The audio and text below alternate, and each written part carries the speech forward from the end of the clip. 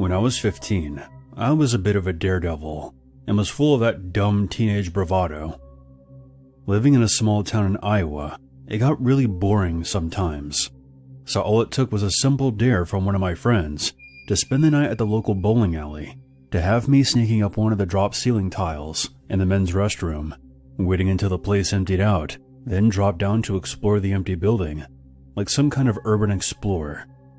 This would have been around 2005. I knew if I went through with it, rumors would begin to circulate around school, and I would be the cool kid for a while. As pathetic as that sounds, that was our version of clout in those days. We picked a Friday night. As I mentioned before, the entry point was the men's restroom. The ceiling tiles above one of the stalls popped loose easily enough. I had scoped it out during open bowling night the week before. I shimmied up with a small flashlight and crawled onto a wooden platform by the AC ducting and waited. The leagues ran late that night, but by 11 p.m., the last stragglers were gone. The lights were dimmed, and the place became as quiet as a tomb. When I didn't hear any more footsteps, music, or people talking, I pried the tile aside and lowered myself down. I came out of the restroom to an empty building. It was dead quiet. My heart was beating out of my chest because I wasn't entirely sure if all the employees had gone home yet, so I cautiously made my way down the lanes. Slowly. After walking down the length of the building and just kind of stood there for about 10 minutes, I figured I was alone. I didn't hear anything. So then I started to get a little cocky and headed toward the back, past the vending machines, through the door marked employees only, which led to the machines behind the lanes. I had always wondered what they looked like. The pin setter room was narrow and hot. I shined my flashlight around and saw a bunch of metal arms and chains. Pretty underwhelming, to be honest. But that's when I saw something. There was a tall shape standing motionless by the emergency exit. At first, I thought it was a mannequin, but then it moved. I didn't expect anyone to be back there, so I had made no effort to conceal myself. The figure stepped into my light. It was a man, wearing a dark jacket, and I saw in his hand he was holding a single bowling pin by the neck, like a club. I froze. My brain screamed at me to run, but my legs wouldn't move. When he took another step toward me, I bolted. I ran back through the door, across the open floor. I could hear him behind me, his boots thudding against the ground. "I'll fucking kill you," he shouted. I didn't look back. I just sprinted toward the restrooms. Thankfully, there was also a bar and a dining area near where the restrooms were.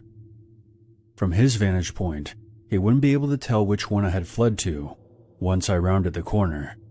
However, I saw a row of wooden stools against the wall. I grabbed one of the stools and hurled it toward him as hard as I could. It caught him in the leg, causing him to fall, and he went down hard. I didn't wait to see if he got back up. I sprinted into the men's room, yanked open the stall door, and hauled myself back into the ceiling, the tile snapping back into place just as I heard the restroom door burst open. I could hear him below me, pacing, muttering. At first, it was just heavy breathing. Then he spoke. "I'm gonna find you. I'll bash your head in." I pressed myself flat, barely breathing. Dust got in my nose and I had to stop myself from sneezing. The next thing the man said was disturbing.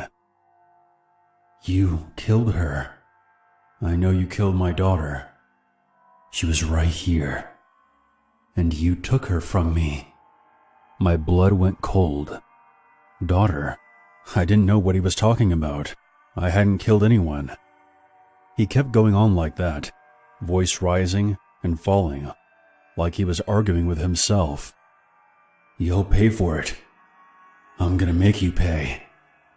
He then banged the pen against the stall doors, one by one. Then, silence. The minutes dragged on. After maybe an hour, there was nothing. I had no idea if he was still down there waiting for me. I had a pretty good spot on the wooden platform, but I couldn't move without making noise. Eventually, exhaustion overtook me, and I fell asleep right there. I woke up to voices coming from below. The employees were coming in for the morning leagues. I waited for another hour, listening until the place was busy, balls rolling, pins crashing, announcements over the speakers, etc. I carefully slid the tile aside again, making sure the coast was clear, before dropping down. I washed my face real quick to hide how wrecked I looked, and slipped out the side exit into the parking lot. No one batted an eye at me.